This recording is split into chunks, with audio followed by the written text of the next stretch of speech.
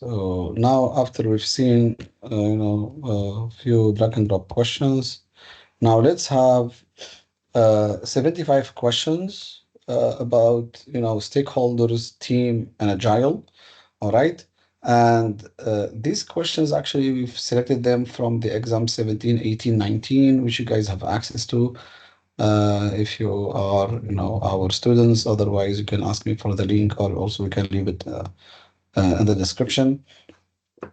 Okay. And please remember one thing very important. I will try to explain the mindset of PMI, in each one of these questions. So please stay with me, focus with me. It will take us around 90 minutes, in order to answer all these 75 questions. Okay, so please pay attention. A project manager is assigned to a project that follows an adaptive approach. After gathering all requirements, the project manager previewed 3 to 5 releases to achieve the project goal. They intend to define the details of each release progressively when they get more insights and feedback from key stakeholders. What should the project manager do, taking into consideration that the project has a fixed budget and cannot be exceeded? Now, since the budget is fixed, the project manager should adopt a predictive approach for the project instead of an adaptive approach. Now, if I were you, I wouldn't even continue reading this answer because now it says here following an adaptive approach. And the answer A says, okay, you know what? Let's go back to predictive. No, we don't go back to predictive. Going back to predictive from adaptive, that's one of the elimination techniques. Think about it, guys. Okay. Since the chances of scope creep are high, the project manager should ensure that a CCB is established. No, in adaptive, we don't establish a CCB. We don't do that. No. So that's eliminated as well. Before the start of the project manager should set a fixed number of releases and develop a detailed budget for each of them. No, actually, we don't develop a detailed plan or budget in Agile. Okay, so definitely the first three answers are out. Then we're left with this one. The project manager should work with the stakeholders to prioritize work for each release until running out of budget. Absolutely, because here, the budget is fixed. There could be 3 to 5 releases, which means like, it's not so certain. No fixed plan, and therefore, we should have the list of priority based on value from the stakeholders and, perform the work until running out of money. Okay, once the money is over, then the project manager will either ask them to add additional funds or simply, stop the project. Sergio is a newly assigned project manager to a construction firm. He's been assigned to establish a PMO in the organization to provide the project's team members with the required templates, training, access to information, and lessons learned. According to the mentioned degree of control, the PMO is considered to be what?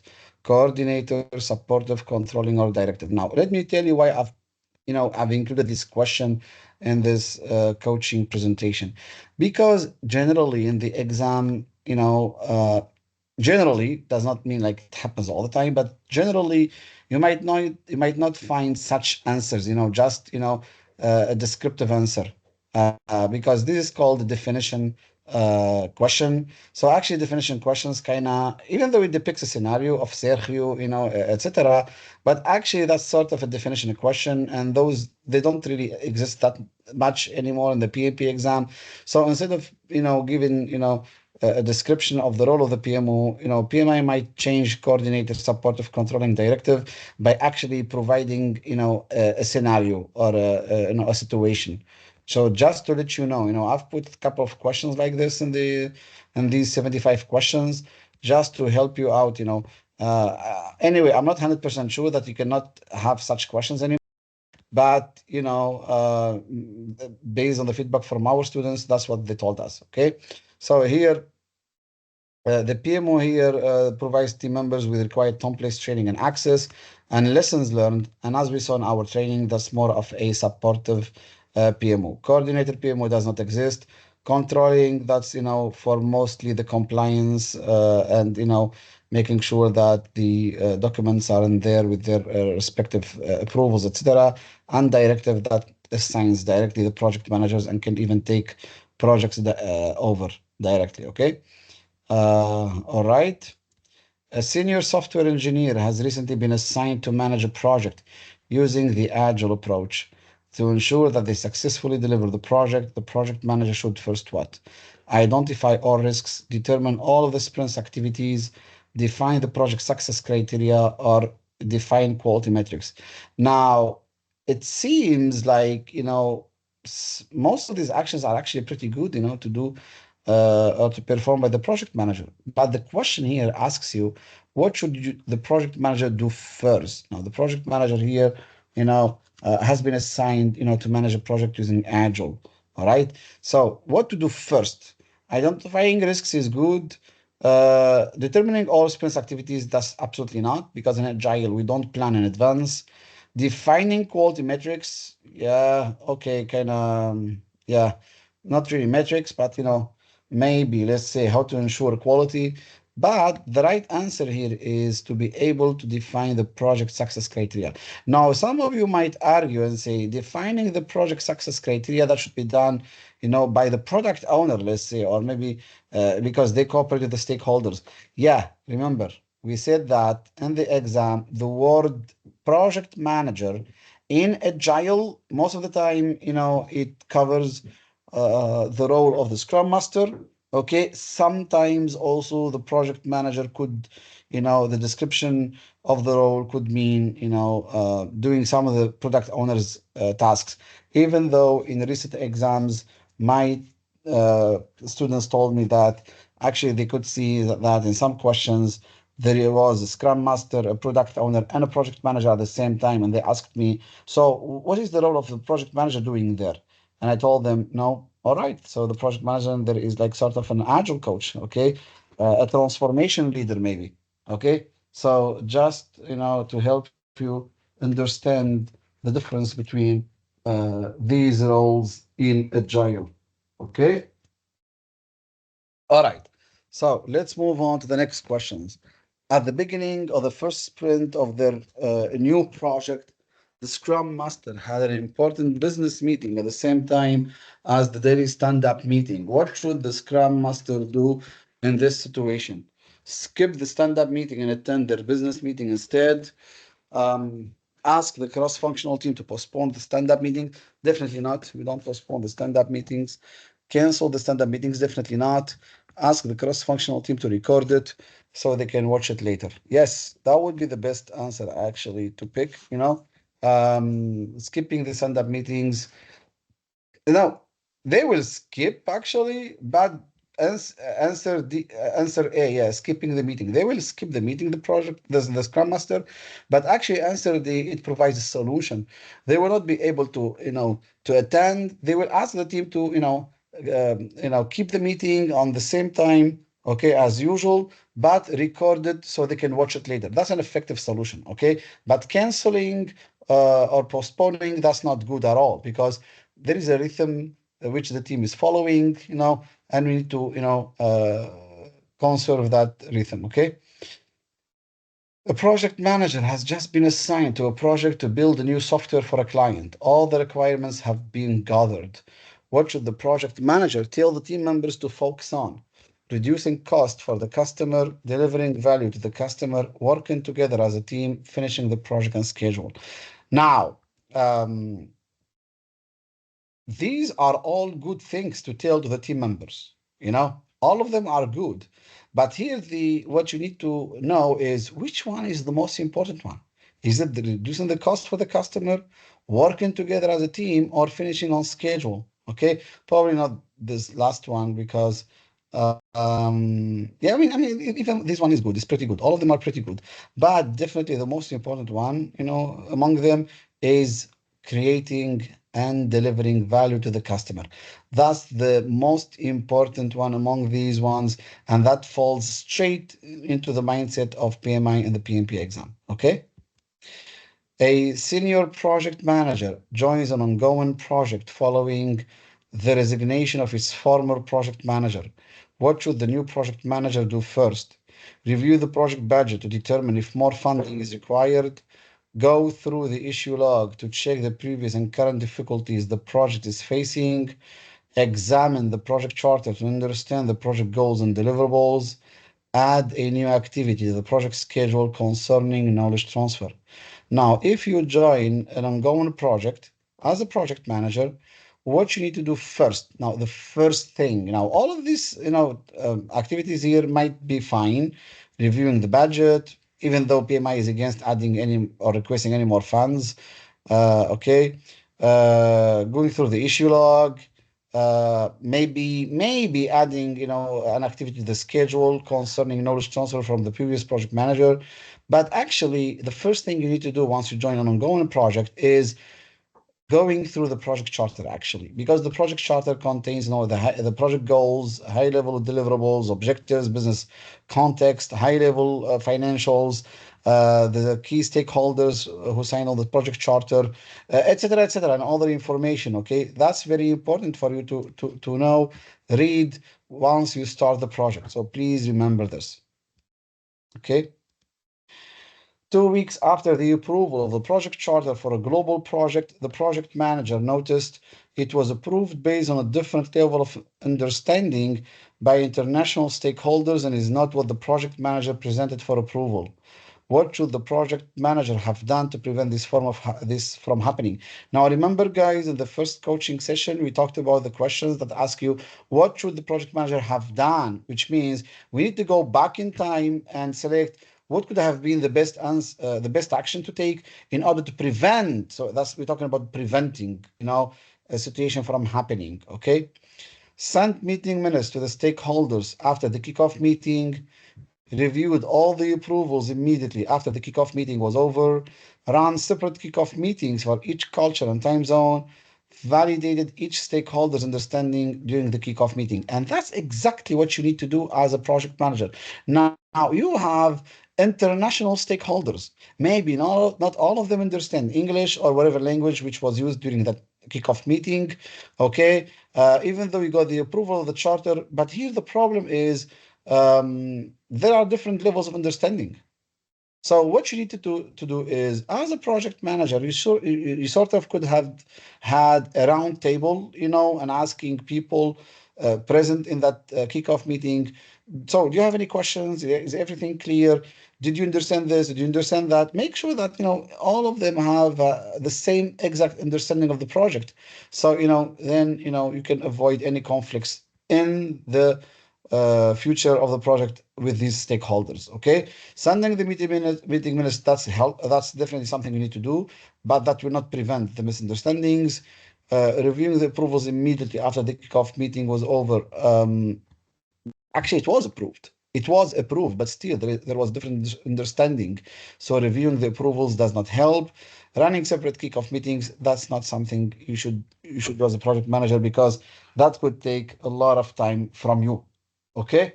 So all right, let's have a question. As per the burn-up chart shown below, what happened at day 7? Some of our guys had very similar question, to this in the real PMP exam. So first of all, let's check the chart here. You can see that, this is the burn-up chart, which is usually managed by the product owner. We can see that in day 4, some work was added to the scope, since the burn-up chart is about controlling the scope. And then it was removed again. Some work was removed from the scope in day 7. That's for the scope. As for the velocity, or actually the completed work, the completed story points, we can see that there is a stability between day 6 and day 8. So actually between day 6 and day 8, no further work was completed. Okay, so let's check the answers here. Work was removed from the scope. The team velocity increased? Definitely not, because it was stable between day 6 and day 7, and the question is asking about day 7.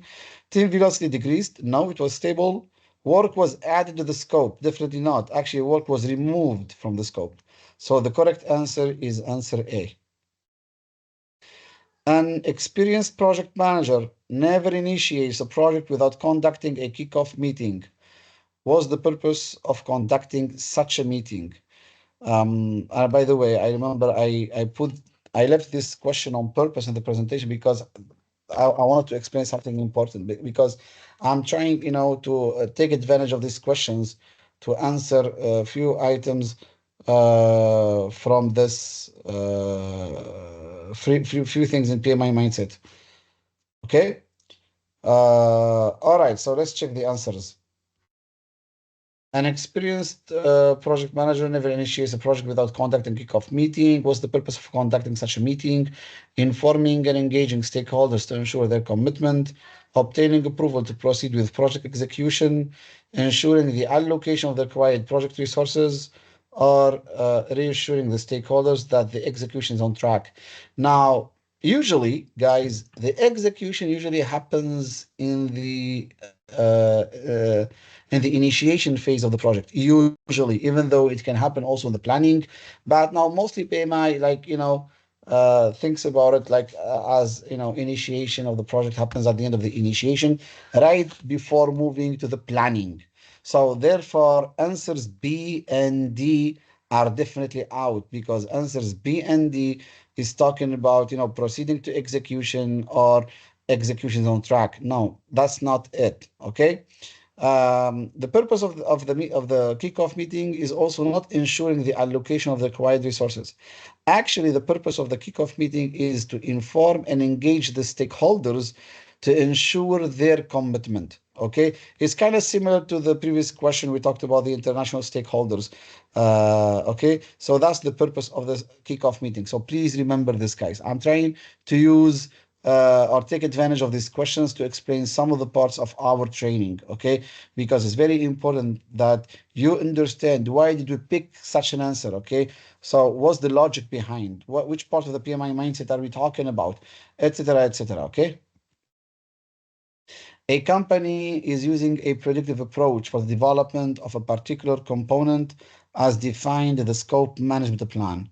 Due to regularly changing regulatory requirements, the development team has requested to utilize agile approaches. What should the project manager do about the development team's request? Escalate the request for additional financial resources, forward the request to the project management office PMO to amend the organizational process assets, ask the project sponsor to obtain approval for implementation of the new approach, analyze the requirements that will need to be addressed under the requested method. Now, in case the team would like to move, from predictive to adaptive because, for example, of constant changes, and this is what we have put in our tips and tricks in one of the parts of the tips and tricks. Now, because of the constant changes, especially regulatory changes, okay, now here we need to move forward. Now, the project manager and the team, and usually, moving from predictive to adaptive, that's being in the project, that's being led by the project manager. Now, you definitely don't need to ask the sponsor for any approvals. You don't escalate for any additional financial resources because that's out of PMI's mindset, asking like for more money again and again. And why would you forward the request to the PMO? Why would you do that? I mean, you as a project manager and you as a team, you can just decide to move forward. Okay, it's your project. You can decide it. Now, of course, sometimes we involve the PMO. Yes, the PMO, they can let us know which approach to use. But here we're already in the middle of the project. Okay. Therefore, yeah, you can just analyze the requirements that we need to be addressed under the requested method. Okay, and then you can decide to move to Agile, and you can inform the PMO. Okay, so the best answer here is first to analyze the requirements that will need to be addressed under this requested method. A project manager is midway through project delivery. The project manager decides to hold a stakeholder engagement meeting with senior management and the clients to examine if the project deliverables are achieving business value. Which of the documents contains critical information to help the project manager with this? With what? With examining if deliverables are achieving the business value. That's the question, okay? Work breakdown structure, definitely not. Project management plan, definitely not. Project scope statement, not. Business case, absolutely. Because the business case is the document that contains the critical information to help the project manager with examining whether the project deliverables are actually achieving the business value as stated and indicated in the business case. The WBS is not, that's for visualizing the breakdown of the work. Okay, project management plan explains how the project will be managed, and the project scope statement, it includes, the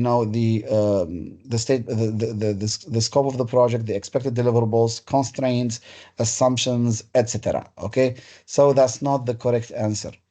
Now, of course, this is being recorded, guys, so you can always go back to the recording, watch it again, put it on pause if you want to write down your notes, in case you think I'm going fast. I'm not going fast, but I'm trying, to answer as many questions as possible, give you as many questions as possible along with the explanations, okay? A project manager developed the work breakdown structure, WBS, by decomposing the work into three levels.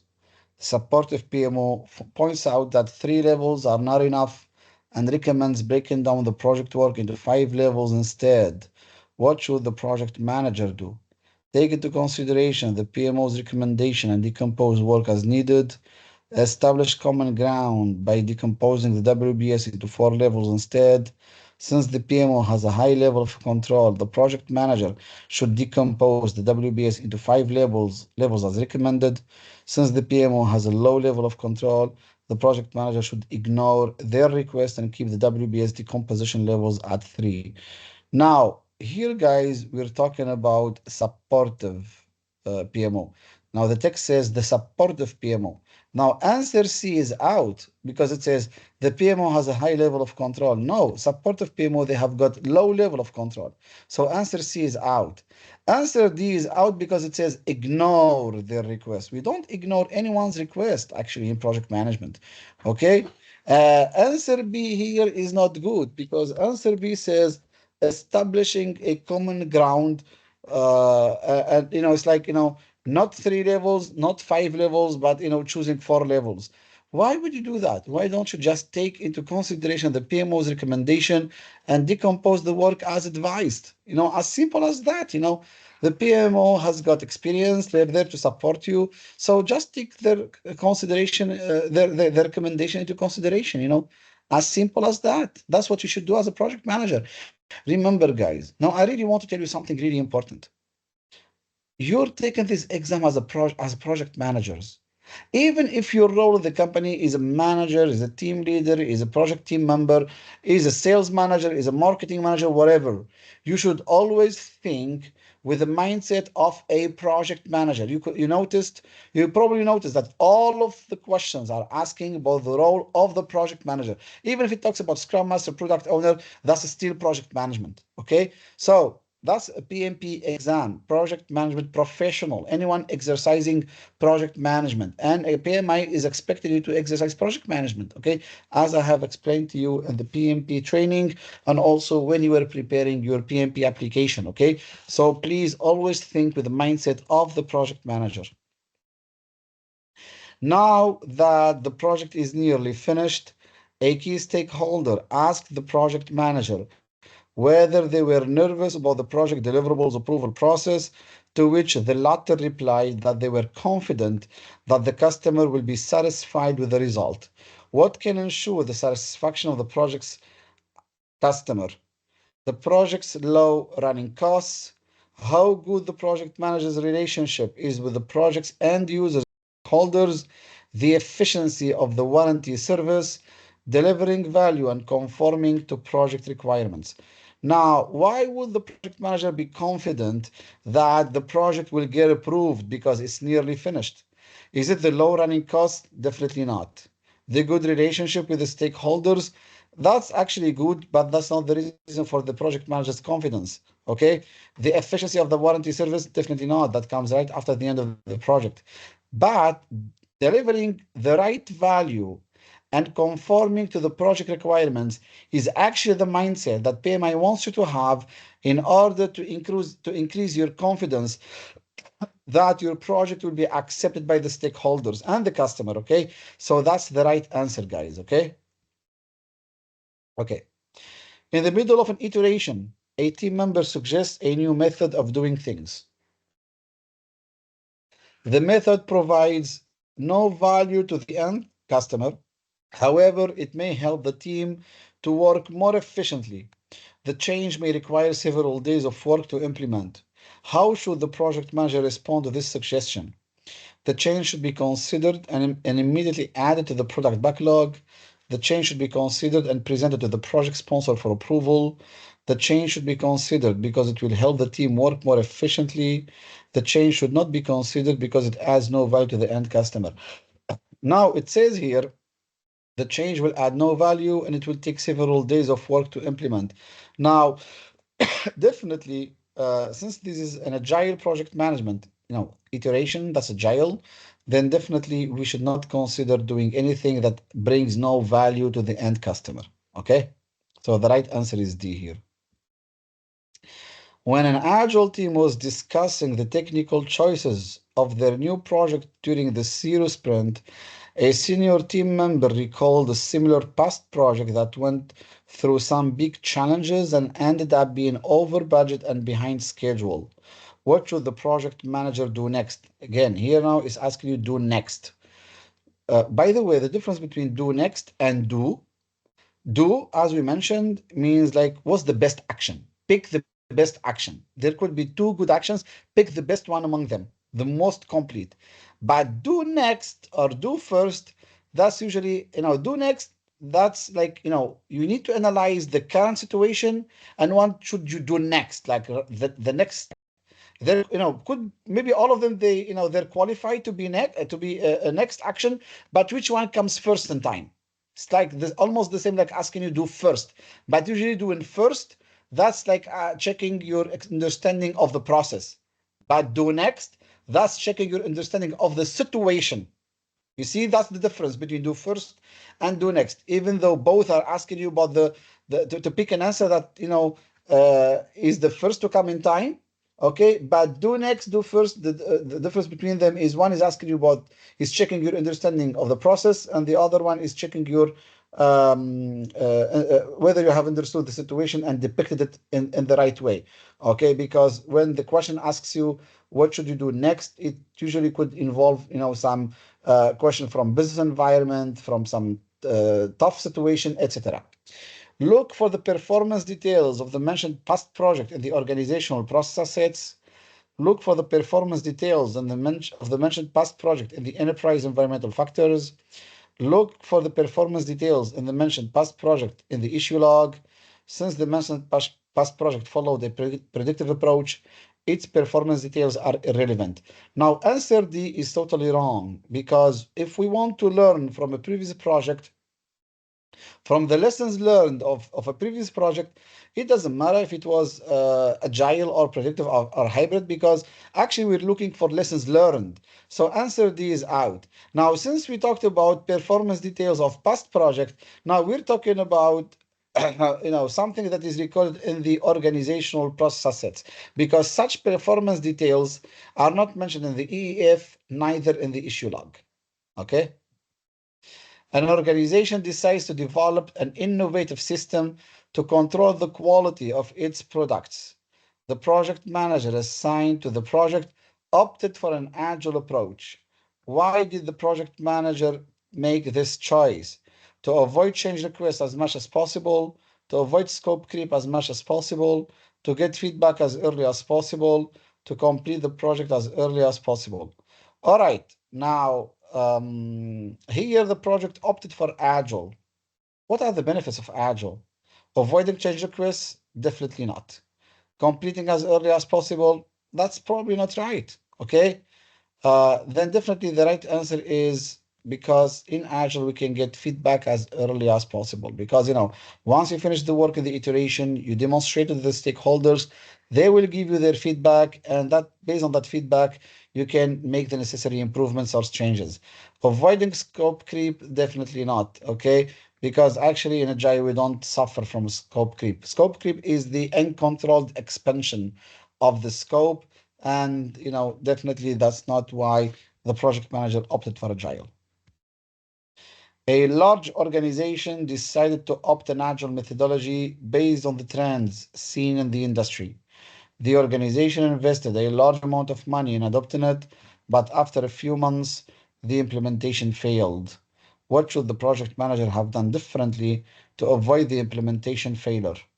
conducted agile training for all employees ranging from the project teams through mid-level to upper-level management, conducted a post-mortem and captured the learning in organizational process sets for future use, assessed the organization's culture, performed a suitability analysis, and determined the future state, hired a third-party agile delivery team to do the implementation work.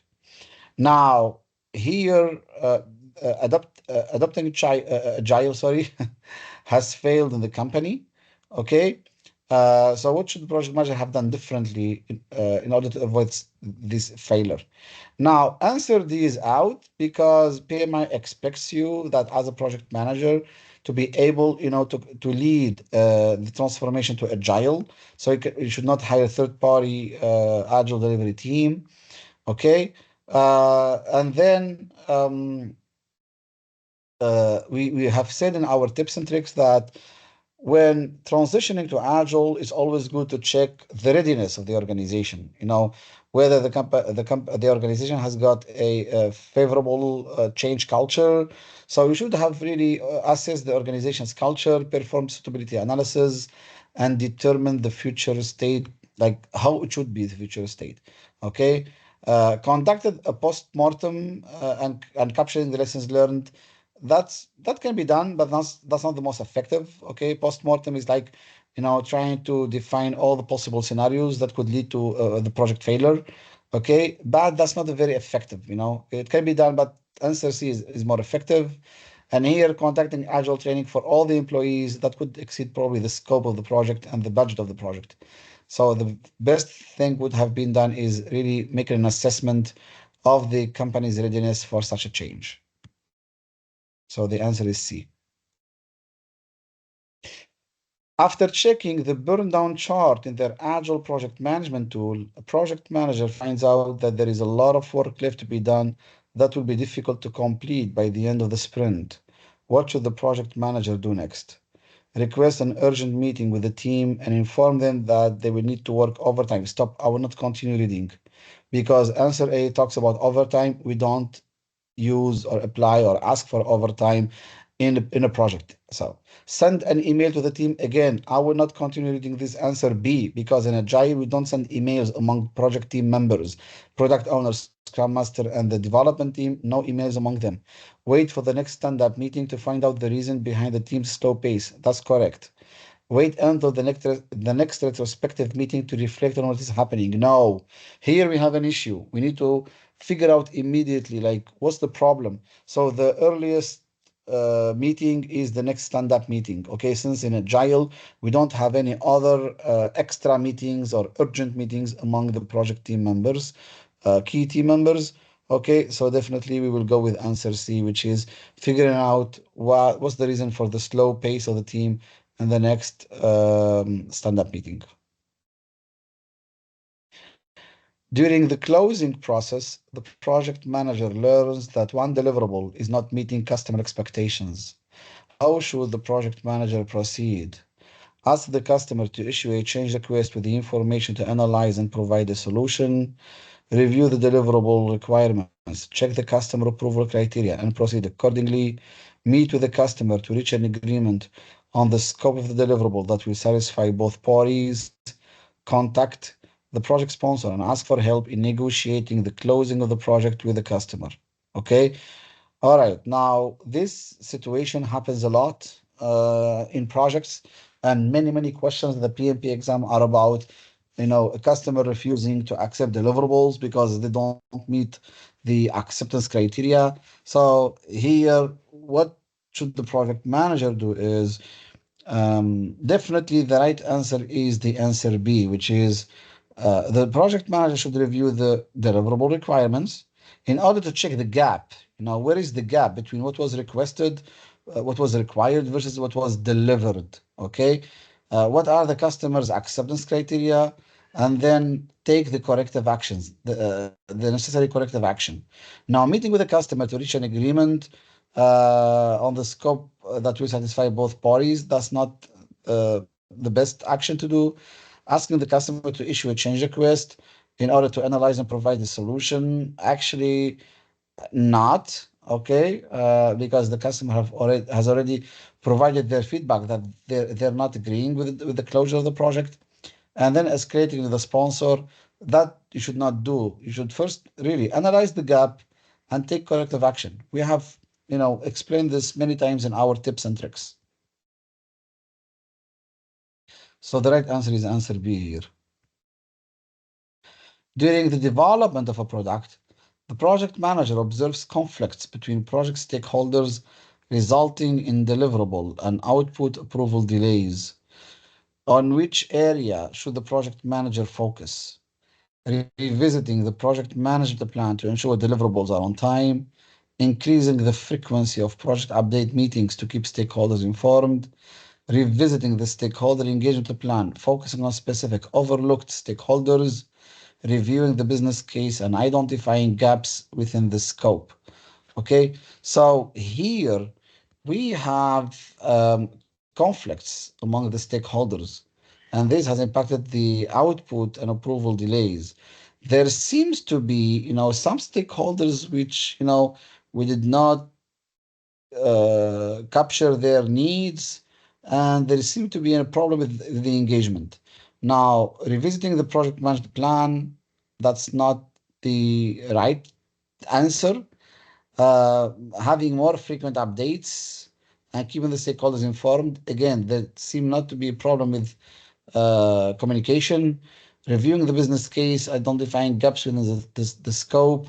Um, Not really, because here we have a problem with the stakeholder engagement.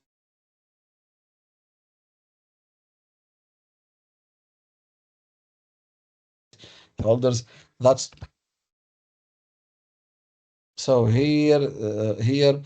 The problem is actually the understanding of the stakeholders and having the same view on the project. So the right answer is maybe we have overlooked some stakeholders and we need to make sure that we have the right engagement plan for them. Okay, who should join which meeting, who's got which approval level, etc., based on their power and interest.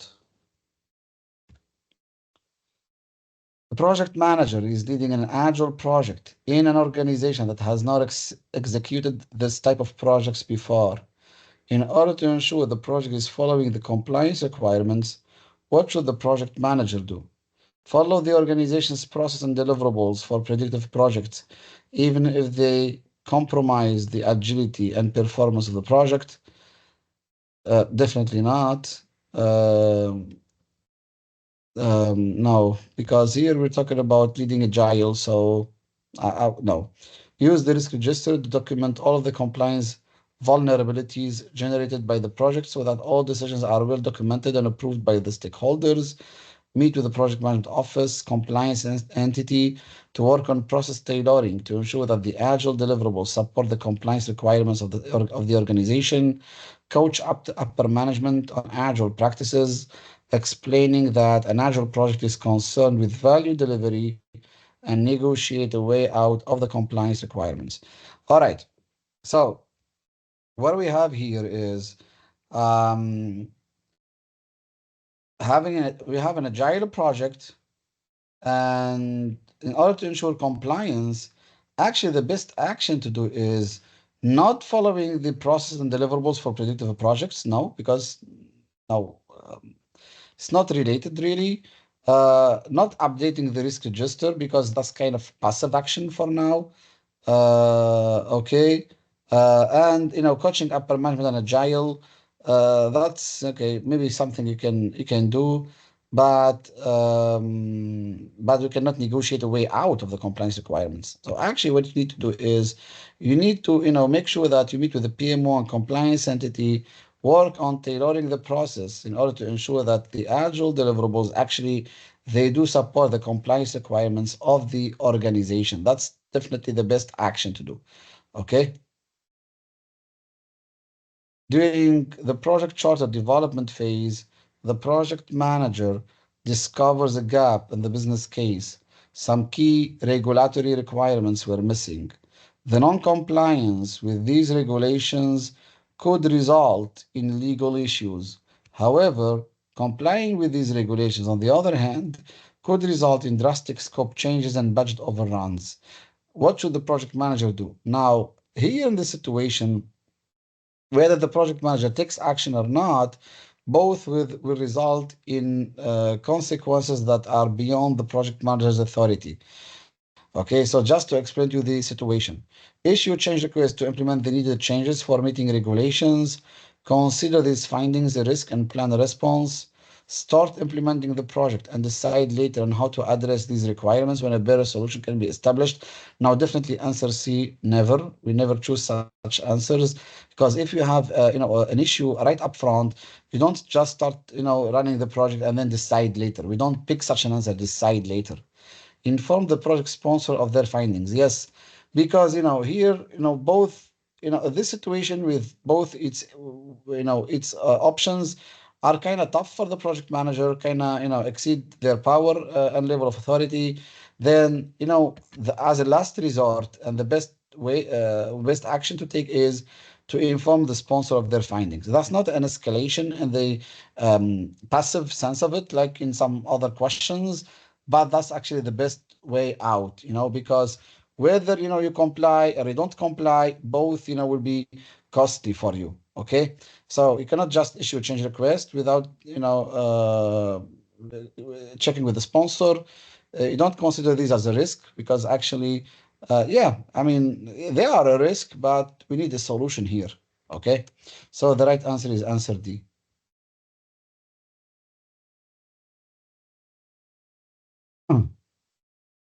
A project manager receives a document from the customer containing the new project's requirements. When going through the document, the project manager finds it difficult to understand certain requirements, outputs, and most importantly, the project's ultimate goal. What should the project manager do next? Ask the customer for clarifications, reject the new project as it involves a lot of ambiguity, start planning the first iteration, acquire a team to help analyze the project requirements. Now, if you as a project manager have difficulties understanding what is the customer requiring, then simply meet with them, talk to them in a face-to-face meeting. So the right answer is to go meet the customer and ask for clarifications. Rejecting the project, definitely not. Start planning immediately, definitely not, because some items are not clear, and acquiring the team is not the right action to take. First, meet with the customer and get clarifications. A major project is unable to access the $12 million funding allocated for the project. This prevents the start of the procurement process and is already leading to costly delays. What should the project manager do? Escalate to the project steering committee, invite the finance department to the next project demo, review the project requirements, or use the currently available resources. Now, this is one of two questions where we have to go to the upper authority, whether it's the sponsor or the steering committee, because actually the situation is out of our authority and power level. Okay, so for this question, you need to escalate to the steering committee. Okay, inviting the finance department to the next project demo, actually you cannot, because I mean, actually you cannot even proceed in the project with such a huge amount of missing funds. Reviewing project requirements, that's not even considered as an action. Using currently available resources, that's not enough. Otherwise, we wouldn't have asked for such a huge funds. Okay, so the right answer is A. A product owner presented the backlog to the team, and the team raised concerns over implementing some of the features due to various impediments. What should the project manager suggest that the product owner do next? Oh, here we're missing the, sorry, here we're missing the A, that's B, that's C, and that's D. I don't know what happened. All right. Okay. Ensure that the impediments are captured and prioritized based upon the highest valued features. Estimate the financial impact of the impediments and request additional funding. Definitely not, because here we request an additional funding. So when you see such elimination techniques, just eliminate the answer, and you can strike it through, as we've seen earlier in that tutorial about on-view software, or you can simply leave it out. Begin to remove the impediments, starting with the easiest ones first, to foster team accomplishment, or capture the impediments and inform management that their assistance is needed in resolving the impediments. Now, this situation does not really need the involvement of the management. So answer D is out, answer B is already out. And then the answer C is out because it says, let's start with the easiest impediments first. That's not the way how we work in Agile, actually. So in Agile, we always, work based on the prioritized value first. Okay. So the right answer is answer A here. Now, even though we're discussing some impediments, so we need to ensure that all the impediments are captured and prioritized based upon the highest valued features. Okay. During the execution of a project within an operations function, the project manager encounters a scope changes and a delay in the delivery of critical tasks. How should the project manager address this situation? Communicate the concerns to the project management office during the weekly project reports. Call for a team meeting to decide if the changes should be included. Initiate the change request to modify the scope and adjust the timelines, or conduct an impact analysis and present the results to the steering committee for approval. Now, here we have some scope changes and also schedule delay. Now, answer D is out because even though it's good to conduct an impact analysis, but presenting the results is not to the steering committee but to the CCB. Okay, so that's the error in the answer D. Communicating the concerns to PMO during weekly project reports, that's not the right thing to do. Actually, you have a problem here, and you have changes and delays, so you don't pick this answer. Call for a team meeting to decide if the changes should be included. That's not the right thing to do. Actually, the right thing to do is to initiate a change request in order to modify the scope and also adjust the timelines accordingly. Okay, and this change request will be raised to the change control board and not the steering committee. A project manager finished reviewing the project deliverables for the current iteration with the customer. A new key stakeholder who just joined the customer's team complains that the results do not provide the capabilities the business anticipated. What should the project manager do to address this issue? Create a change request and update the scope management plan, conduct stakeholder identification and a project objectives review session, update the stakeholder list and fix the deliverables, update the project management plan and lessons learned. Okay, so here we have a new key stakeholder. And please, guys, remember the PMP exam, there is a big difference between just a new stakeholder and a new key stakeholder. Key stakeholder means they have high level of power and high level of interest. They complain that actually they're not getting the value they have asked for. Okay. So what should the project manager do here? Now, definitely the best thing to do is to conduct a stakeholder identification of this new key stakeholder. That means, recording them in the stakeholder register, with their respective level of power, interest, needs, communication needs, etc. And conduct a project objectives review session with all of the key stakeholders to make sure that you ensure them that there is an alignment between what's being requested versus what's being delivered. Okay, create a change request immediately. That's not what the best answer. Update stakeholder list and fix deliverables. Yeah, I mean, first, review session is actually better because here we're talking about complaints about the results and the capabilities that the business anticipated. Okay, update the project management plan and lessons learned. I mean, lessons learned is good. Project management plan, maybe in the context, if we mean scope management plan, maybe, but definitely the best answer is answer B. Okay. And this is the kind of questions where, the answers are kind of close. Some people might think it's A, some people might think it's B, some people might think it's C, some people might think it's D. So this is they are kind of close, not, that big difference. But here for this scenario, you need to understand what's really the problem. So here we have complaints that the capabilities are not what they have anticipated as value. So that's why here you will pick the answer that is actually let's say, the most logical, or actually the best as an action, okay? So that's why we went with answer B. A company is developing a new product. During project planning, a stakeholder from the legal department does not attend any of the project meetings and is not interested in the product design. How should the project manager deal with this situation? Escalate the issue to the project sponsor and seek assistance, engage the project stakeholder and ensure all requirements are captured, review the stakeholder engagement plan and communication strategy, or review the product requirements and update the stakeholder register. Now, this is a technical meeting, which is the product design. Okay, why would you invite somebody from legal department to the product design? So here there seems to be a problem with the communication strategy and the engagement plan. So the answer is answer C, all right? You don't need to escalate to the sponsor, if you can solve it by yourself. So because before escalating, you need to check what can you do actually.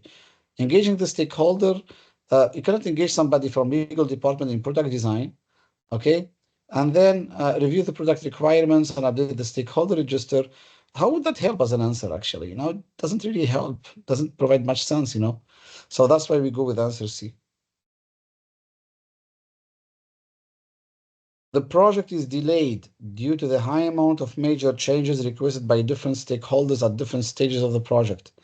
If the project continues on the same path, it will consume twice the time and budget planned. What two actions can the project manager take to be more cost effective? Choose two answers. Conduct a stakeholder analysis. Reinforce team communication. Update the project management plan with a new timeline. Adopt an incremental approach or leverage work between team members. Okay, so now the situation here is we have a delay, major changes, different stakeholders, different stakeholders, and we will consume twice the time and budget if you continue this way. Which two actions can the project manager take? Okay, now updating the project management plan with a new timeline is definitely not the answer. Okay, the answer B is out because actually it contains an elimination word, which is reinforce, because we don't use like reinforcing. We don't pick reinforcing as an answer. Okay, so B and C are out. And then answer E, leveraging work between team members, that actually doesn't provide any solution. Okay, doesn't solve anything from this context.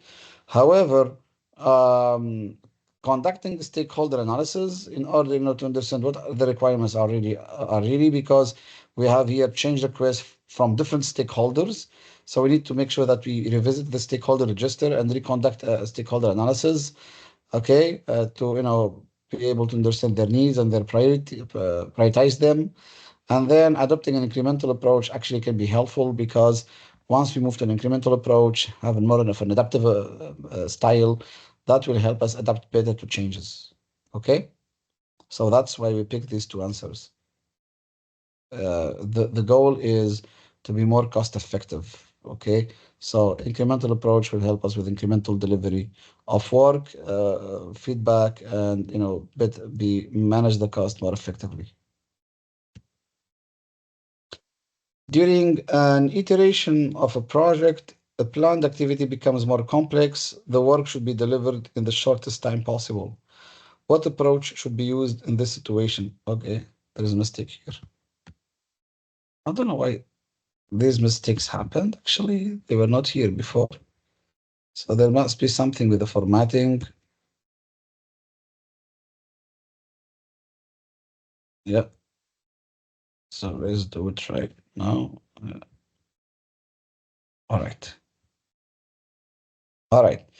The team facilitator gets support from external team members. The team members bring in a specialist to help them. Now, answers A and B out because actually we're bringing people from outside. That also will cost us money. Those two answers are out. The product owner moves it to the product backlog. No, we don't take out an activity. Don't take an activity out of the sprint just because it's complex. Actually, we have a cross-functional team in Agile because we're talking about an iteration here that will work together to complete the activity because they're cross-functional, which means their specialties are complementary. Okay, so the right answer is answer D here. A project manager is leading a 3D modeling project of a castle that will be built near a river. Halfway through execution, the sponsor requests the termination of the project since a dam will be built nearby, making the castle's location not appealing anymore. What should the project manager do? Terminate the project as per the sponsor's request, proceed with claims administration, try to directly negotiate the matter. No, we don't pick this answer. Answer C is out. The sponsor is asking you to terminate the project. So you have to obey, sorry. You don't negotiate. You don't negotiate. Insist on delivering the project. No, we don't insist. If the sponsor or the steering committee, who are a higher authority than you, ask you to do anything, you have to obey. You have to fulfill the request. So the right answer here is terminate the project as per the sponsor's request. Okay, that's the right thing. Why not proceed with the claims administration? We don't know if there are any claims, actually, to be honest. Something related to contracting and procurement. We don't know if that exists. It's not indicated in the text. Project manager is leading a software project using a predictive approach. During execution, a team member developed a new feature that caused regressions on the other features already used by the client. What should the project manager do? Select three answers. Submit a change request to fix the resulted regressions, inform the concerned stakeholder about the regressions, their impact, and the proposed solutions, set up lessons learned meeting to avoid similar issues in the future. Since it's an internal problem, try to fix it without the customer's notice, and you never pick the answer D. You never pick such an answer because we don't hide, we don't withhold the information from the customer. We need to be transparent. PMI favors transparency in information. Now, this problem here, it impacted features that are already used by the client. Okay, so therefore we need to inform them. So all the answers A, B, and C are good, but you don't pick answer D. During work execution, a project manager faced an issue that requires a deviation from the scope. The project manager discussed the matter with the rest of the team and provided the change control board with a plan on how to approach the alteration. The CCB recognized the need for the change, but they approved a different implementation method. Knowing that the project manager does not agree with the approved method, what should they do? Resign from their position and quit the project? Definitely not. We never pick an answer that depicts avoidance or withdrawal. Never. Refrain from implementing the change. You cannot. Now, the CCB, they approve the change. They are a higher authority than you. You have to implement what they have asked for. Implement the change using the approved method. Definitely yes. Create a prototype using the rejected method to convince the CCB of its efficiency. We don't do that. Now, again, it's kind of similar to the previous question. Now, the CCB is a higher authority. CCB, steering committee, sponsor, they're higher power than you. You know, whatever they tell you, just obey. Just do what they ask you to do. The right answer here is answer C. Okay? During the kickoff meeting of their first project, the project manager presents the project plan to the attending stakeholders. When going through the details, the project manager notices that most stakeholders don't seem happy about the plan. A certain stakeholder even expressed their frustration with how inaccurate this plan describes their expectations. What is the most likely reason behind the project manager's inaccurate description of the stakeholders' requirements? The project manager did not use the project scope as a guide when creating the project plan. The project manager only presented the first draft of the project plan so it can be always improved. The project manager did not engage the project stakeholders enough to be able to accurately capture the requirements. The project manager did not explain the project well enough. A better presentation to the plan of the plan, sorry, would have prevented this misunderstanding. Now, in case you as a project manager presented the plan to which the stakeholders were unhappy and they expressed how inaccurate the plan is, then that means you did not engage your stakeholders enough during your planning process and you did not capture all of their requirements. Okay, it's not about not using the scope as a guide, because if you have used the scope as a guide, you didn't have, been in that situation. It's not about, first, it's always about the draft, definitely, but, we're talking about an issue here. Answer B is not even an effective answer, actually. And answer D is not about explaining the project well enough, and it's not even a solution. So B and D are not even effective solutions, okay? So the right answer is answer C here, engaging stakeholders throughout the project, and especially at the beginning of the project to capture their needs properly and have a proper planning, which you need to involve the stakeholders also in as necessary, get their feedback in order to finalize the plans. Due to a company merger and acquisition process, the main stakeholder of a critical project has been changed. This new stakeholder complains that they were unaware of a delay on the project, of which the rest of the stakeholders were aware. All the communications about the project are shared via email at the start of every week. How should the project manager address this situation? Send evidence to the new stakeholder that the project status was sent according to the schedule. Suggest that the new stakeholder review the project status before the next board meeting. Share the communications management plan with the new stakeholder. Discuss the project requirements with the new stakeholder and update the communications management plan. Now, in this question, we're looking for an effective solution. Now, this new stakeholder is complaining that they are not aware of what's going on. So, sending evidence is like defending ourselves. We don't do that. Asking them to review the status before the next meeting, that's not polite, neither effective. And sharing the communications management plan with them, uh, that's not really even effective. The effective one is discuss the requirements with them, with the new stakeholder, understand their requirements, and then update the communications management plan accordingly. Add them to the distribution list, and also check their, communication preferences. That's what you need to do with the new stakeholder. Okay, the ABC are not effective. PMI wants you always to pick an effective solution, an effective action. A project manager receives a voicemail from a business analyst on the project team. The business analyst indicates that an internal stakeholder is upset that they were not included before the project began. The stakeholder is asking for an addition to the requirements traceability matrix. Now, the requirements traceability matrix, that's where you log the project requirements and you trace them to check, what's the status on each one of them, and it includes also their acceptance criteria. What should the project manager do to improve the stakeholder relationship? Consult the project scope document to make sure the addition is in scope. Update the stakeholder engagement plan to ensure the stakeholder is included in the project stakeholder list. Initiate a project change request so the change control board CCB can decide if it is in scope. Engage the stakeholder to solicit more information before responding to the request. Now, a stakeholder is asking to add something to the scope. Now, requirements traceability matrix, that's, again, part of the scope management. So if they're asking to add something, then we need to understand what's this thing, analyze it, etc. So the right answer is D. We need to engage the stakeholder, ask for more information about this addition before responding to the request. And if the addition is, let's say, legit, then you create a change request and raise it to the CCB. Okay. So consulting the scope, and that's not effective. I mean, checking just if it's in scope, that's in contradiction to what's said here, because actually it is not in scope. Updating stakeholder engagement plan, that's not the response to the addition, and immediately issuing a change request.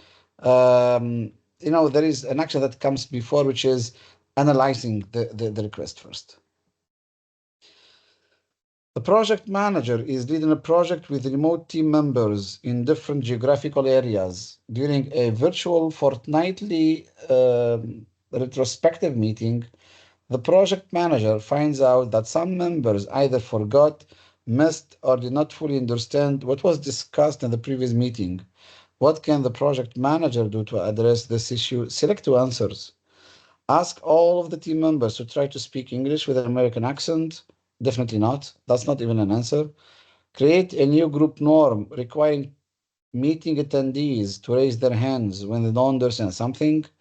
Record meeting sessions and send the recordings to everyone involved. Change the meeting frequency to weekly rather than fortnightly. That we don't do that. In Agile, we don't change the frequency of the meetings, neither the length of the sprints. So the right two answers is B and C because actually they respond to the two problems. People who forgot, and then they can go back to the recordings. People who missed to attend or did not fully understand. Okay, so in case they don't understand, they can raise their hands and ask for explanation. Right answers B and C. A project manager has been assigned to lead a project to deploy a new system. The stakeholders disagree on the project objectives and approach. What should the project manager do? Create a roles and responsibilities matrix based on the project charter and ask the sponsor to share it with all stakeholders to provide credible authority. Conduct scoping workshops with the project team to create a work breakdown structure, WBS. Assign tasks to various entities. Share this with all stakeholders and ask the team to complete their tasks as scheduled. Conduct a general meeting with all stakeholders and review and address a list of activities for each of them. Break down the situation to identify the root causes for the disagreement, and then work with each stakeholder and participating entity on their exact roles and responsibilities. Okay. Now, here, the stakeholders they disagree on the project objectives and approach.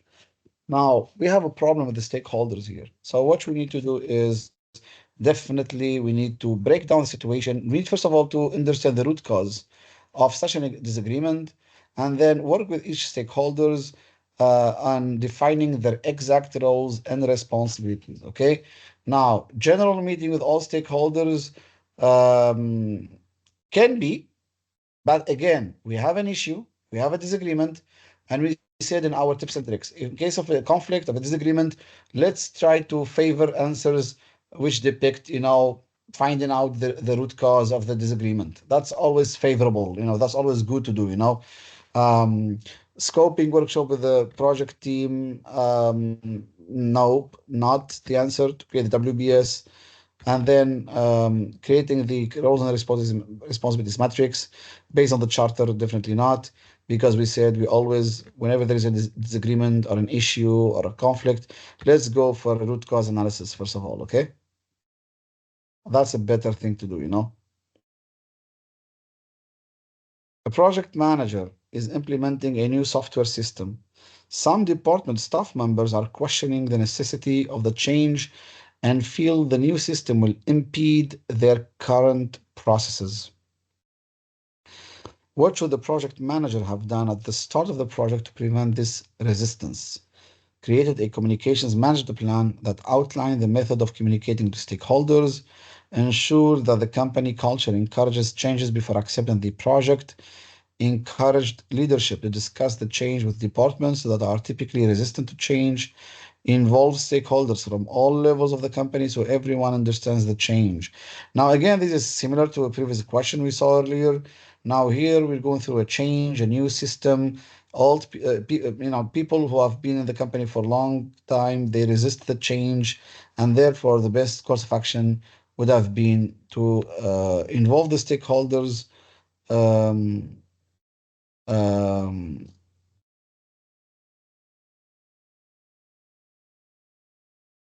yeah, involve stakeholders from all levels of the company so everyone understands the change.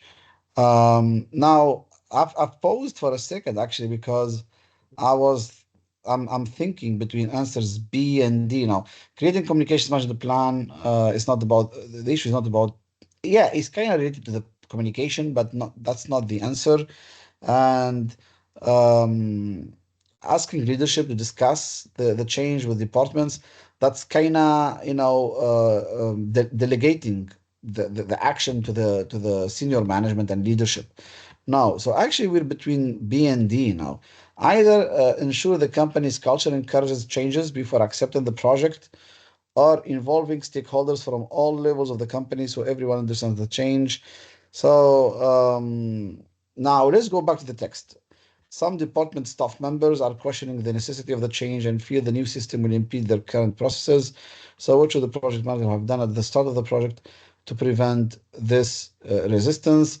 Um, yeah, I mean, um, I understand that maybe ensuring that the culture should the company's culture welcomes changes, but that kind of answer usually we picked for transitioning to Agile, and that's why involving stakeholders from the different levels of the company, like as a support, that could have been, a good push for us to move forward with the project and deal with the resistance. Okay, because if you have buy-in from these stakeholders, then they can help you, with ensuring that the staff members of the different departments they understand the need for the change. Okay, so that's why the answer is D. A company has hired a vendor to deliver a scope of work and assigned a project manager to oversee the project. The vendor advised that they completed the scope successfully and is asking for approval. What should the project manager do in response to this request? Obtain approval from the project sponsor, update the project management plan, and mark the milestone as completed. Ask the vendor to validate the agreement for any deviations. Definitely not. Answer C is not, because that's conflict of interest. The vendor cannot be the one that completed the work and at the same time validates the work. Definitely not. Set up a meeting with the stakeholders to validate and confirm acceptance of the deliverables. Now, if the vendor has completed the work request from them, then we need to get confirmation from the stakeholders that actually that's the work they have asked for. And therefore, the right answer is answer D. Um, it's better than answer A, better than obtaining approval from the sponsor, because answer D is clearer, more precise. Okay. And, it's not about updating the project management plan and marking the milestone as completed. Definitely there are things that come first, come before that answer B, because some people might think, oh, his answer B is good. It's good, but there is something that comes before that, which is meeting with the stakeholders, asking for their validation on the completed work, delivered work by the vendor, and then confirm their acceptance of the deliverable. A senior project manager works for a medical device firm which has recently undergone significant organizational changes. A key team member expresses her concerns to the project manager about a new member whom she believes lacks the technical proficiency to properly accomplish their assigned work. Since the project manager has confidence in the team member's judgment, what should the what should they, like the project manager, what should they do about this new team member? Release the new team member? Definitely not. Nothing should be done? Definitely not. Provide the new. You see, the answers that I say definitely not, it's not because I have read the questions previously and I know it. No, it's because it's got an elimination technique, and I should not waste my time reading it. So I would just benefit from those seconds that I would spare for other questions. Provide the new team member with training and mentoring. Good. Keep the new team member but reassign their tasks to someone else. Definitely not. If a team member is lacking the skills, we should provide the necessary training and coaching. Answer is C.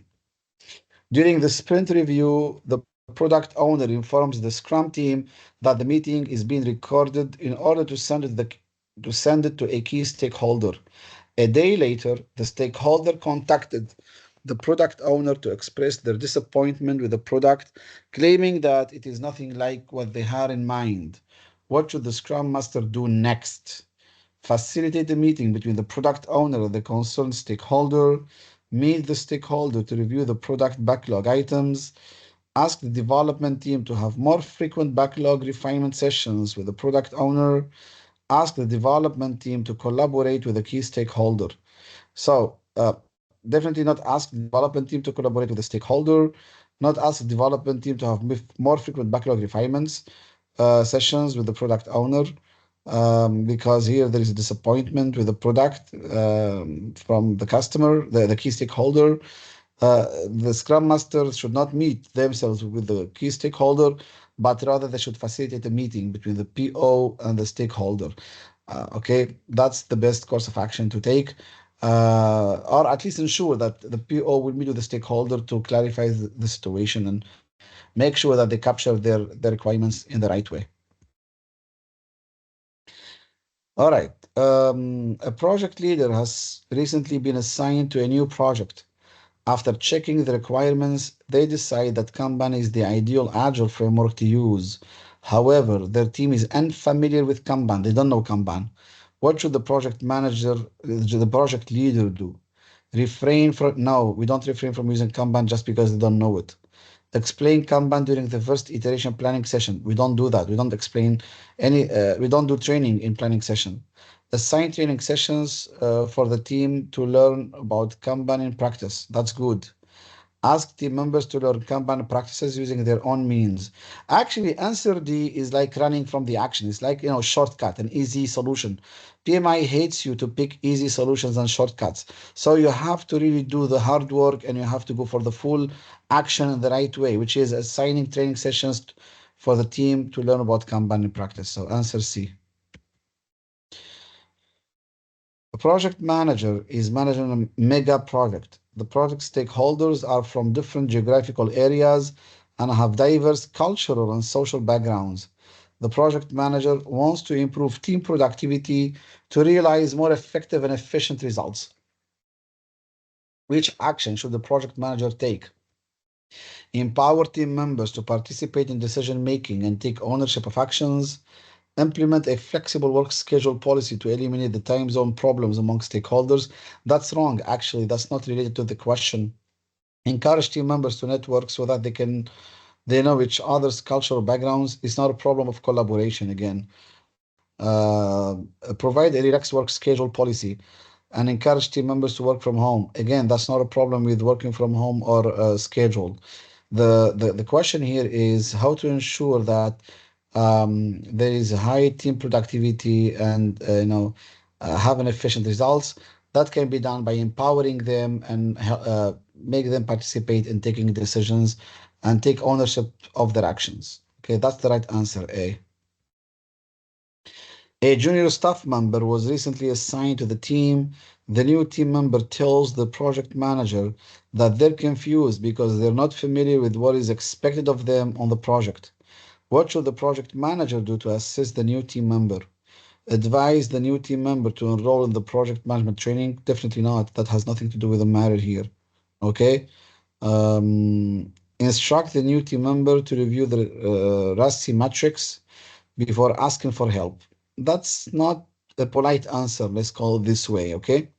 Advise the new team member to review the project charter and stakeholder engagement plan. Again, that doesn't answer the matter with not being familiar with what is expected of them.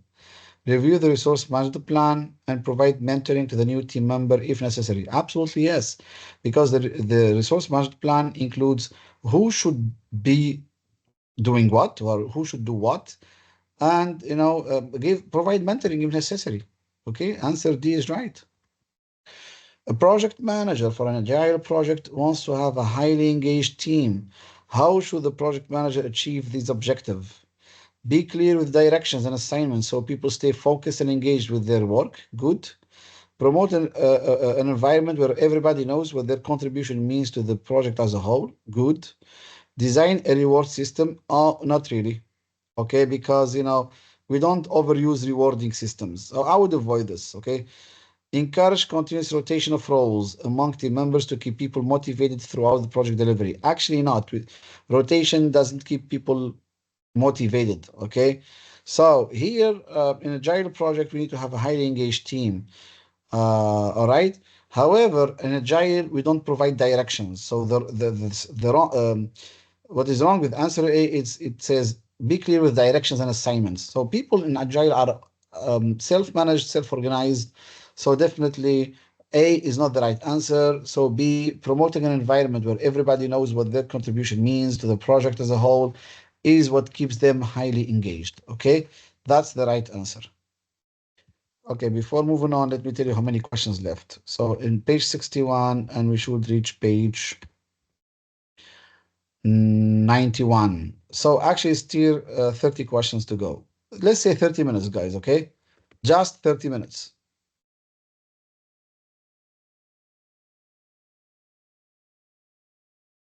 A graphic designer for a dairy brand informs the project manager that she wasn't able to finish one of her assigned tasks due to an issue with her laptop. In order to prevent such a situation from occurring in the future, the project manager should what? Discuss the issue during the demonstration session? Definitely not. We don't do that in demo sessions. We don't discuss issues. That's for demonstration. That's for review. Address the issue during the following iteration planning meeting. We don't do that in planning. Handle the issue during the next daily stand-up meeting. Definitely not. In daily stand-up meeting, we don't discuss issues. Discuss the issue during the retrospective meeting. Yes, because all of the answers A, B, C are to be eliminated. Plus, the project manager wants to prevent the situation from happening in the future. So that's like a lesson learned, sort of lesson learned. So answer D. A project manager has been using predictive methodology for more than 10 years and is switching to an agile project. The team members have not previously worked together. After 2 sprints of work, the team has not achieved any outcome, and there is a lot of pressure to get work done. What kind of leadership style should the project manager use at this stage? A directive style that makes decisions for the group to reach early outcomes, a leadership style that coaches people who want help and fosters greater team collaboration, a passive leadership style that allows the team to, no, not passive, a democratic style that uses techniques where majority opinions prevails. No, actually, so the team was performing good in predictive, but bad in agile. And in agile, we don't use a directive style. The right style for agile is a coaching style, a servant leadership style. And that's the answer B. Okay? So that's why we picked this answer.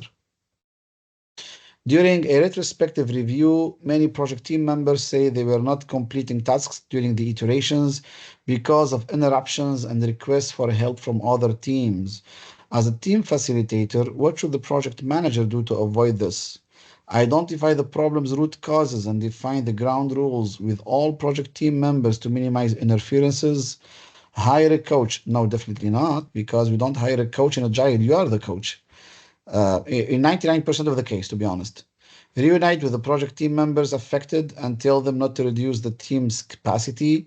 That's very passive. That's not even an action. Recommend to the team members that they should improve their planning and make their stones smaller. Now, the team is complaining for interruptions. How would answer D help them? That's not helpful.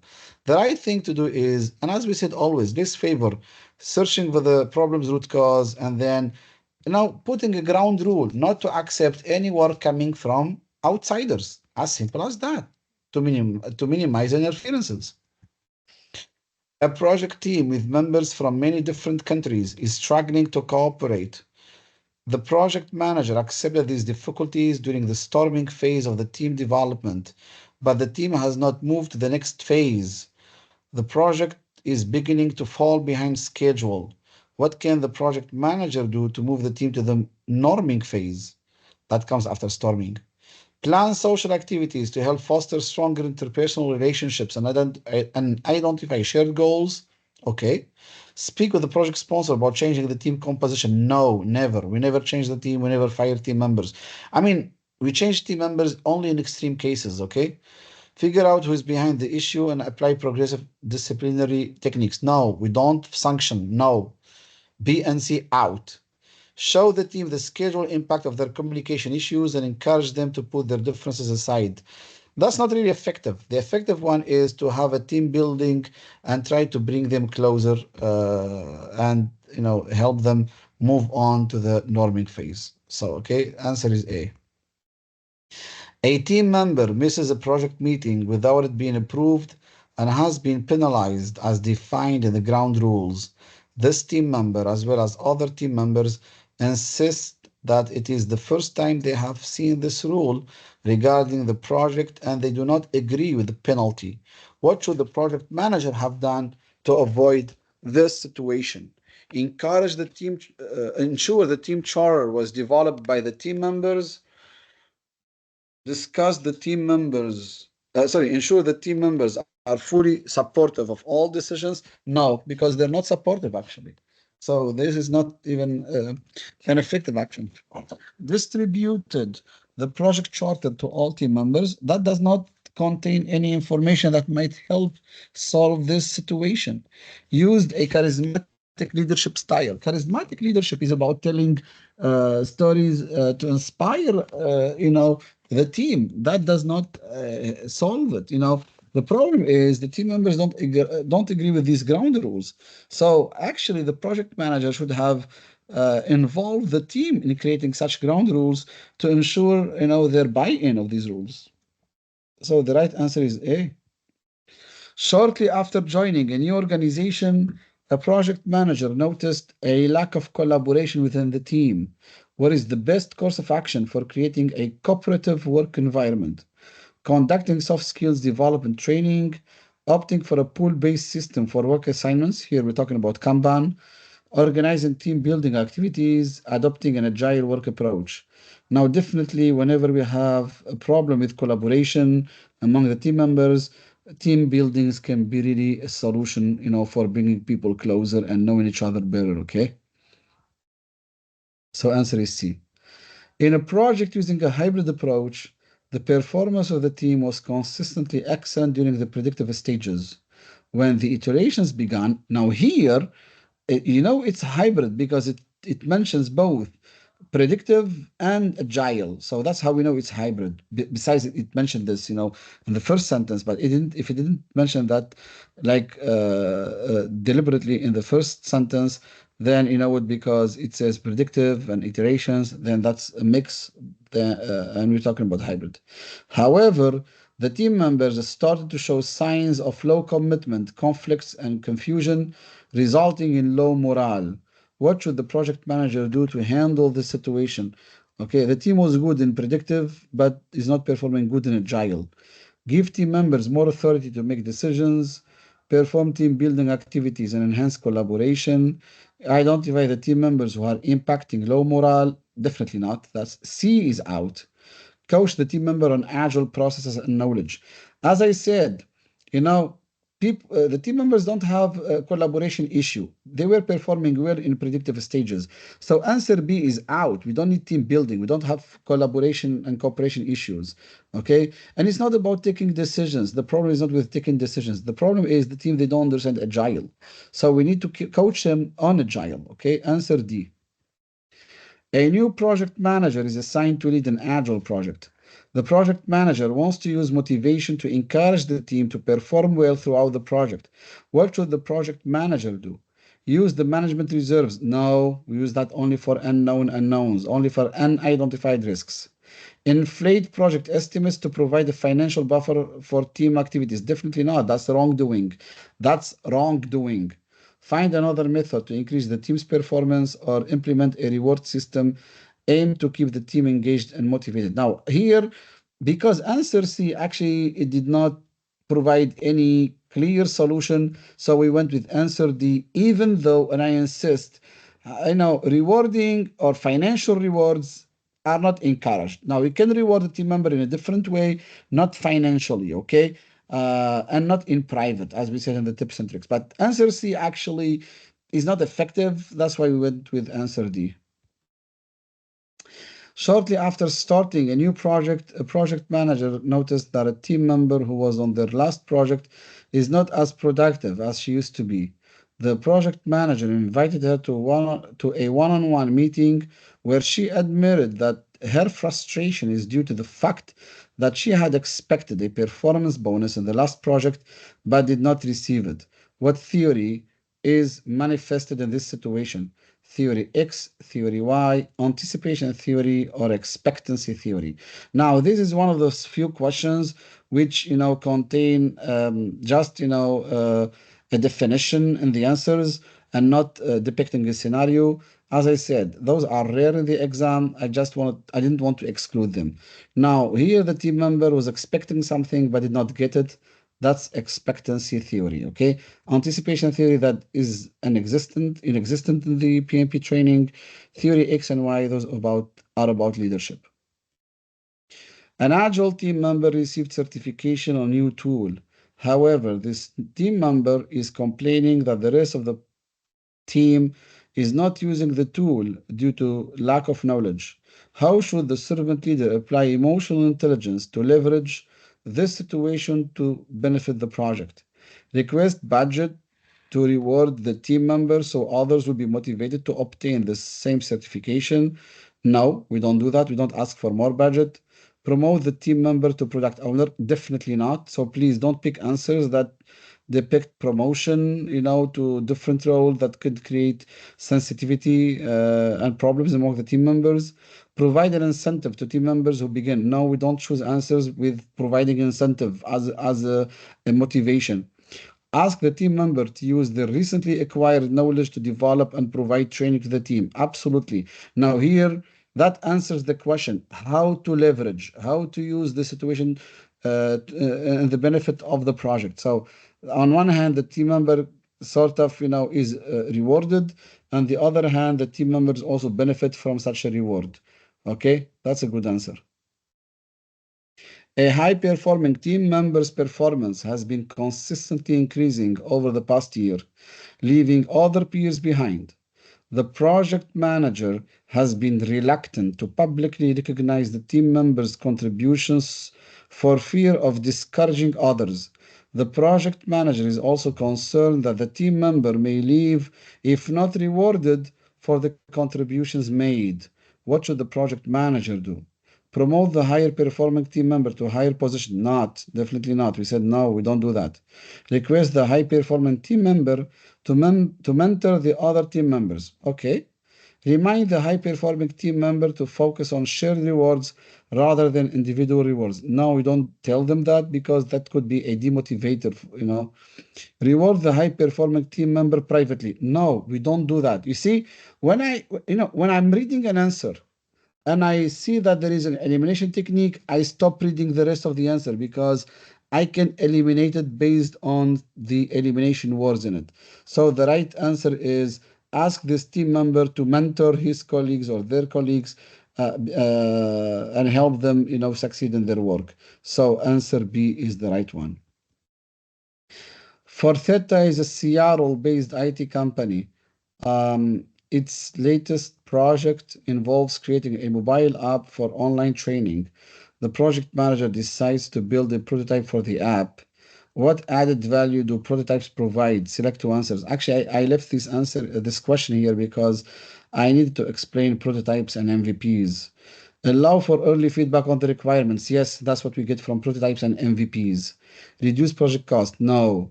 Allow the project to be completed faster. No. Help to address ambiguities. Absolutely, because stakeholders can see, the shape and the form of the product, and they can better understand it. So answers A and D. A project manager keeps receiving negative feedback concerning one of the project suppliers. The conflicts between the project team and the suppliers team are getting worse recently and are starting to have a negative impact on the project. What should the project manager do next?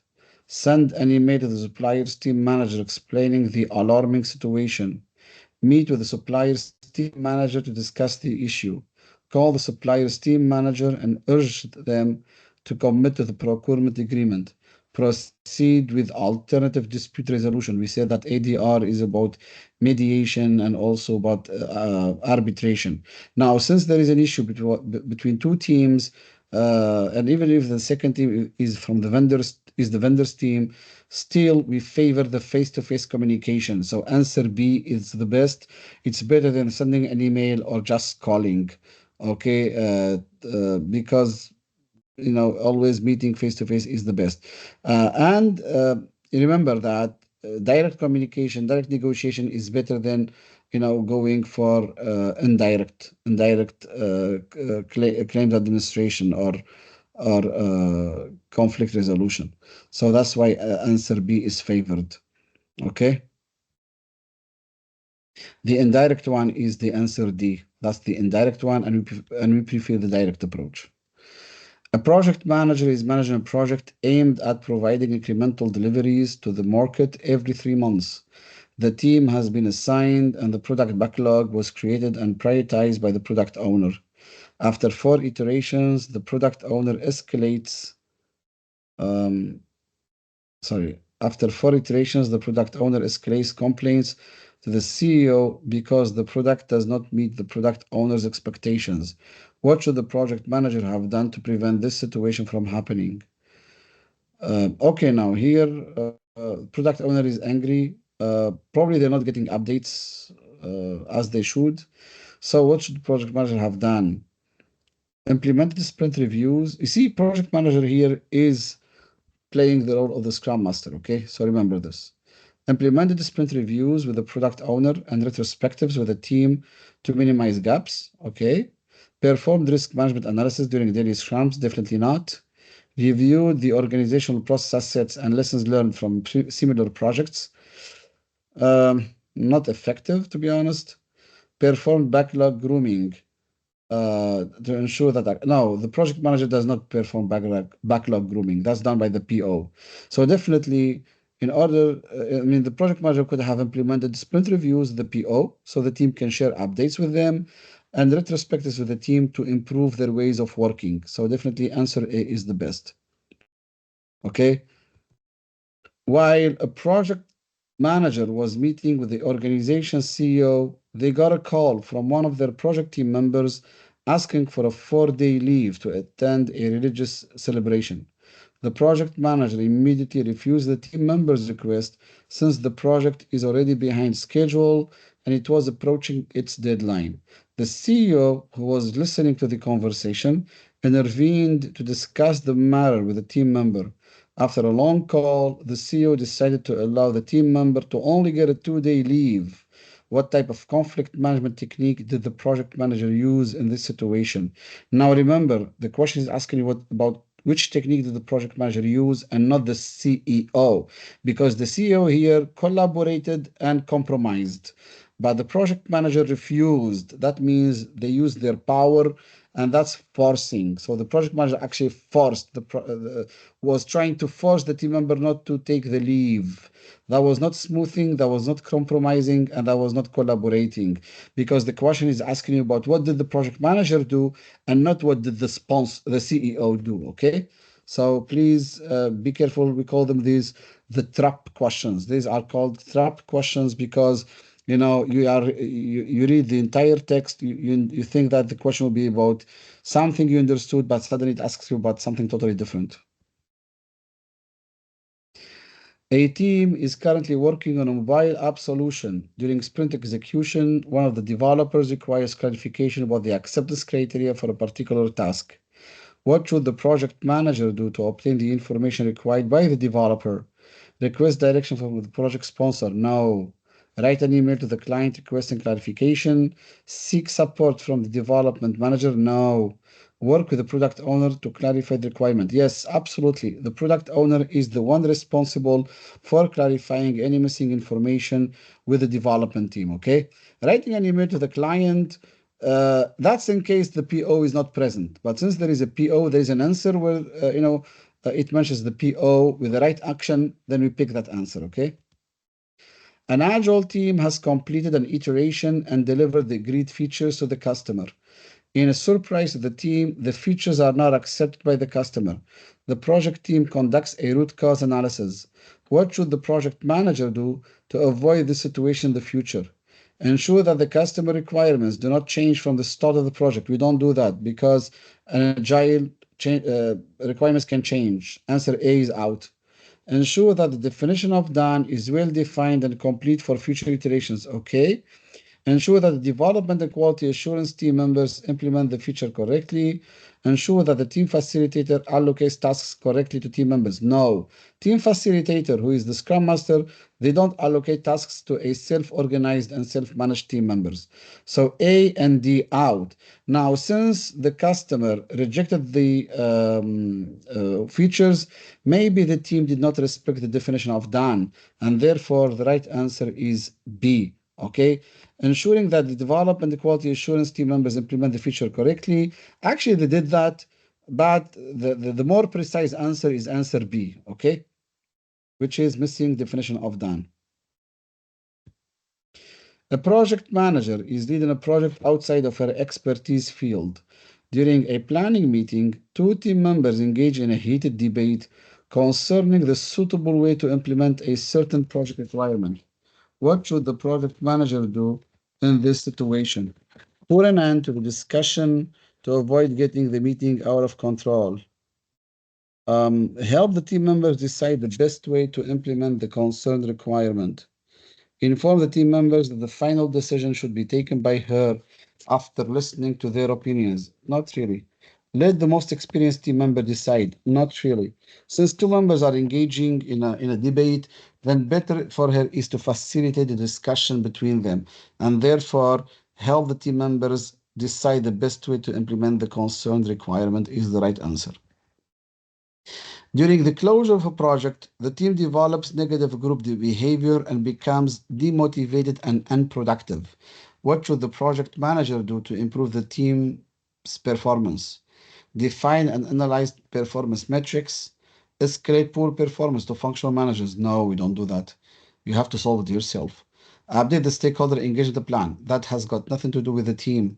Conduct root cause analysis. Absolutely. We said when there is a problem, go for root cause analysis. The project sponsor receives project information and updates in a timely manner, but the sponsor is concerned because key information is missing in the reports. What should the project manager do? Review the communication needs of key stakeholders, confirm that the project information is understood and feedback is received, determine communication method, frequency, and level of detail, or provide all project information to the stakeholders.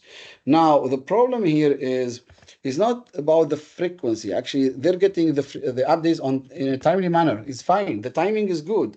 The problem is with the key information missing. Now, here we need to review the communication needs of key stakeholders.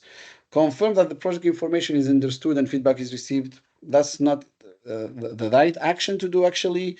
The people who thought of the answer C here is talking about the methods and the frequency, which is not a problem here. The problem here is actually the needs, the communication needs of the stakeholders, the kind of information they'd like to see, okay?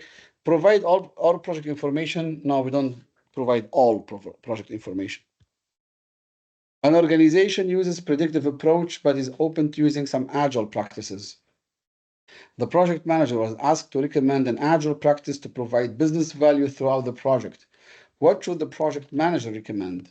Time box iterations to allow the testing team to thoroughly test the product increments, incremental delivery, and frequent backlog refinement based on user feedback, iterative development, and collection of frequent feedback from project team members. No, we don't get feedback from project team members. We get feedback from stakeholders.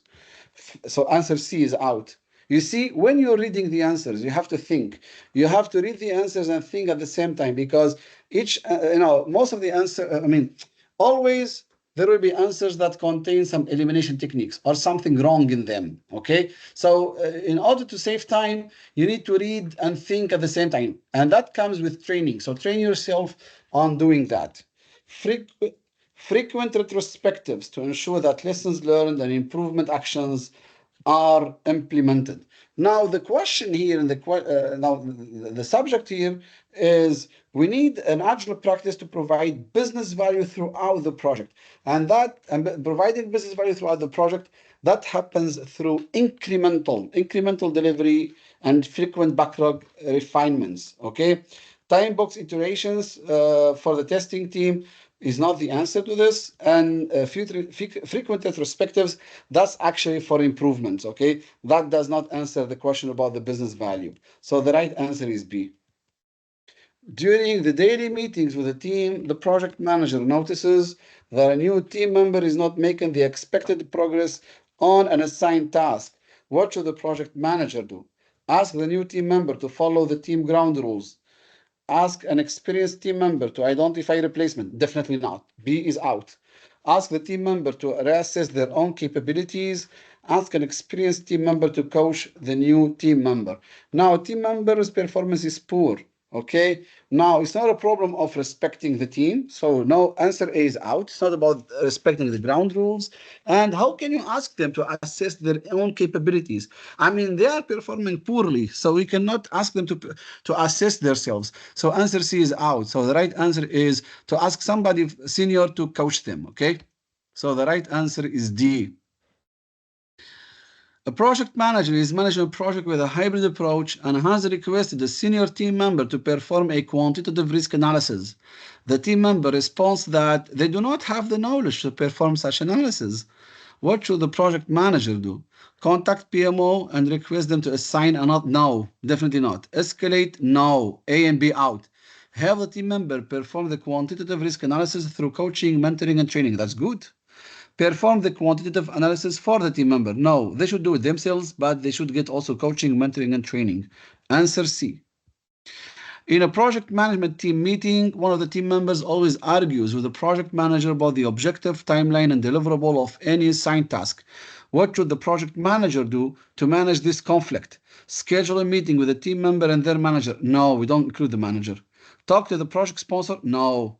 Schedule a one-on-one meeting with the team member to talk about it and get their cooperation. Absolutely good. Let's find another person. Definitely not. Answer C. Okay, and you understood why, right? Answer A is out because we don't include the manager, in the discussion with the team member. We should do it on our own with them directly, okay, with the team member. An Agile project has a documented list of requirements prioritized in high, medium, and low categories. The project team has expressed that it is difficult to know what to work on next, as so many items are listed as high priority. What should the project manager recommend? Ensure the product owner determines the priority based on product roadmap, release plan, and iteration plan. Ask the team to prioritize the high priority items. No, the team does not prioritize. The PO prioritizes, but not the team. Ask the team to prioritize. Absolutely not. Again, B and C out.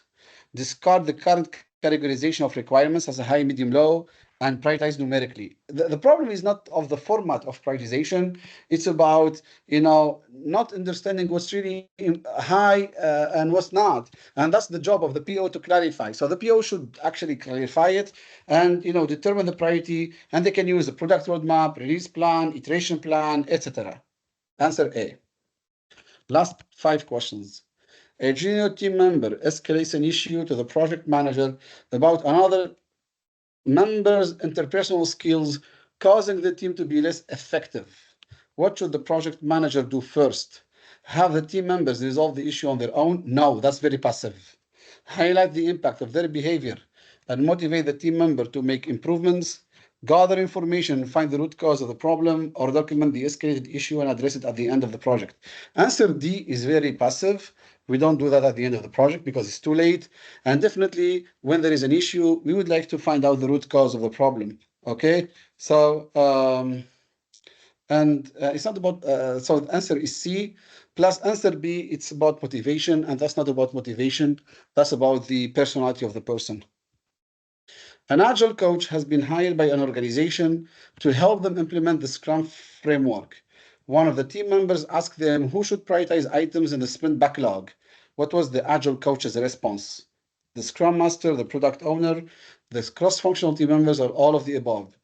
The only ones who are responsible for deciding how to do their work and which priority to do in the sprint is the team. So answer is C.